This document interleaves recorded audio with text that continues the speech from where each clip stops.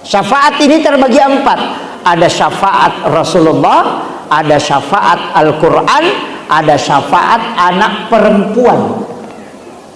Tahu syafaat anak perempuan? Nabi mengatakan siapa yang meninggalkan 2 atau 3 anak perempuan ahli ibadah, maka ibu bapaknya tidak disentuh api neraka.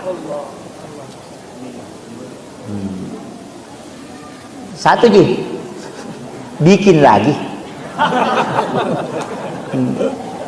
Fatal itu kalau anak laki-laki kita dapat syafaat amaliyah. Kalau anak perempuan memang jangankan kata Nabi disentuh, diperlihatkan api neraka pun tidak. Dari situlah Nabi berdoa, jadikanlah dari keturunan umatku banyak perempuan.